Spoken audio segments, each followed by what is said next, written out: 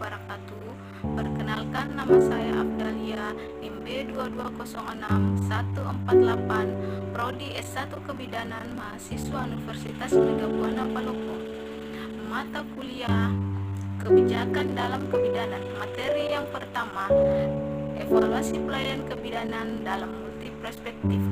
Materi kedua, identifikasi isu-isu mengenai permasalahan gender di masa lalu dan saat ini yang mempengaruhi profesionalisme bidan dalam siklus kehidupan perempuan, oleh dosen pengampu Ibu Susianti SST MKEP. Yang pertama, bagi pemakai jasa pelayanan kebidanan, klien atau masyarakat konsumen melihat pelayanan kebidanan yang bermutu sebagai suatu pelayanan yang dapat memenuhi kebutuhan dan diselenggarakan dengan cara yang sopan dan santun, tepat waktu, tanggap dan mampu mengatasi permasalahannya. Pelayanan yang bersifat peningkatan atau promotif dan pencegahan atau preventif mencakup A. Peningkatan kesehatan, B. Perlindungan spesifik, C. Diagnosis dini dan pengobatan cepat, D. Pencegahan kecacatan, E. Rehabilitasi. 2. Bagi pemberi pelayanan kebidanan, pemberi pelayanan kebidanan atau provider mengaitkan pelayanan kebidanan yang bermutu dengan ketersediaan peralatan, prosedur kerja atau protokol, kebebasan profesi dalam melakukan setiap pelayanan kebidanan sesuai dengan teknologi kesehatan mutakhir, dan bagaimana keluaran atau outcome atau hasil pelayanan kebidanan tersebut.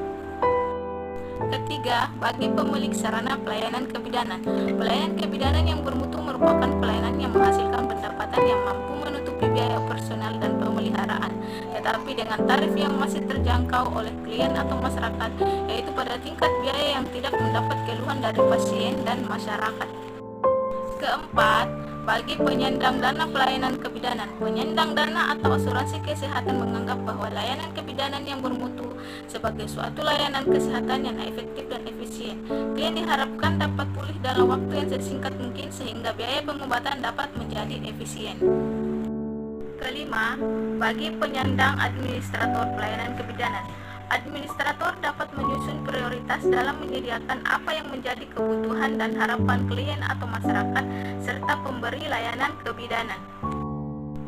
Materi kedua akan membahas tentang identifikasi isu-isu mengenai permasalahan gender di masa lalu dan saat ini yang mempengaruhi profesionalitas bidan dan siklus perempuan.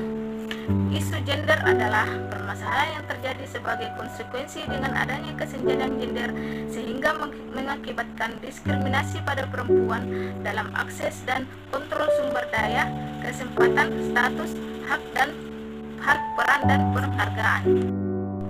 Isu kesetaraan gender khususnya mengenai masalah ketimpangan antara keadaan dan kedudukan perempuan dan laki-laki di masyarakat.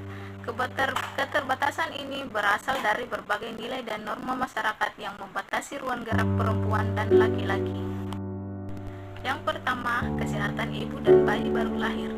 Keterbatasan perempuan mengambil keputusan yang menyangkut kesehatan dirinya, seperti kapan hamil dan di mana akan melahirkan, yang berhubungan dengan lemahnya atau rendahnya kedudukan perempuan yang lemah di keluarga atau di masyarakat.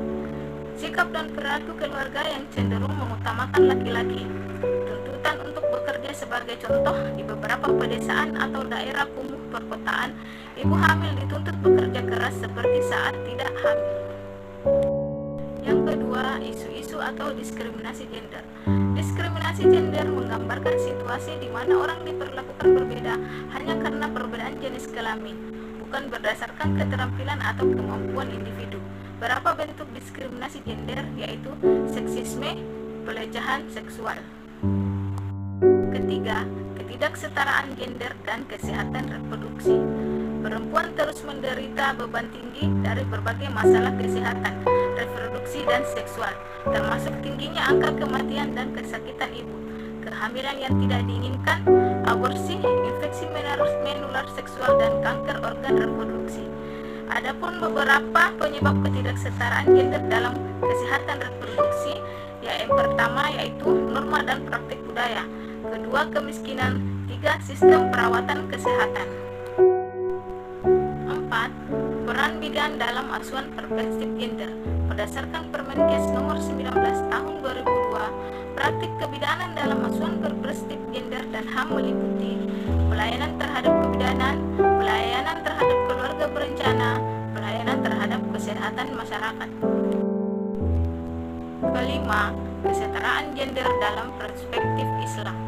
Perspektif gender dalam Al-Quran tidak sekedar mengatur keserasian relasi gender, hubungan laki-laki dan perempuan dalam masyarakat, tetapi lebih dari itu, Al-Quran juga mengatur keserasian pola relasi antara manusia, alam, dan Tuhan.